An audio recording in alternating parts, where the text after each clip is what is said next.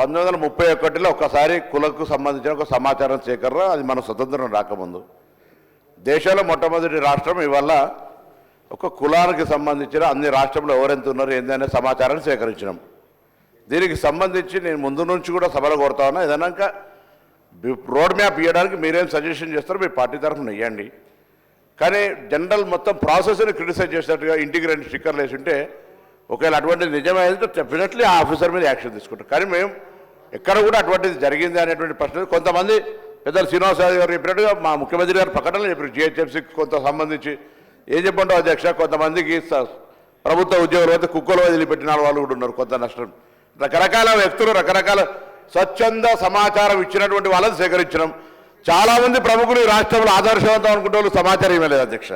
కాబట్టి ఆ విషయాల దగ్గరికి ఎక్కడికి పోకుండా గౌరవ సభ్యుని నేనేం కోరుతున్నా అంటే, ఇది రేపు రాజకీయంగా, విద్యాపరంగా, ఉపాధి పరంగా సమాజంలో గౌరవంగా తలెత్తుకి తిరగడానికి సంబంధించి ఒక డాటా మంచి క్షేత్రస్థాయిలో శాస్త్రీయ పద్ధతిలో అధికారులు చదువుకున్నటువంటి ఐఏఎస్ అధికారులు పర్యవేక్షణకు సంబంధించి బీహార్ వేరే రాష్ట్రంలో జరిగిన దానికంటే ఎక్కువ మార్పు చేసి నేను కూడా ప్రత్యక్ష సాక్షిని భాగస్వామిని అధ్యక్ష.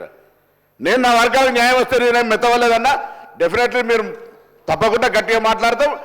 జరిగినప్పుడు కూడా మాట్లాడతారంటే అవివేకంగా మారుతుంది. నేను కూడా ఇప్పుడు ఏమంటున్నా, మిమ్మల్ని దయచేసి గౌరవ బలహీన వర్గాల శాసనసభ్యుడిగా మీరు ముందు సీట్లో రావాలని కోరుకుంటూనే మీరు మీ పార్టీకి సంబంధించిన ఐడియాలజీ చెప్పండి. భవిష్యత్తు న్యాయం జరగడానికి ఒక రోడ్ మ్యాప్ ఇవ్వండి. ఇప్పుడున్న దాంట్లో పొరపాటు జరిగితే సరి చేయడానికి పెద్దలు గౌరవనీయులు మాజీ మంత్రి శ్రీనివాస్ యాదవ్ గారు అనుభవపూర్వకంగా ఇది ఇట్లా చేస్తే బాగుండేది ఒక సజెషన్ చేసినాడు. గవర్నమెంట్ దాన్ని ఏం చర్చ చేస్తుందో చేస్తుంది.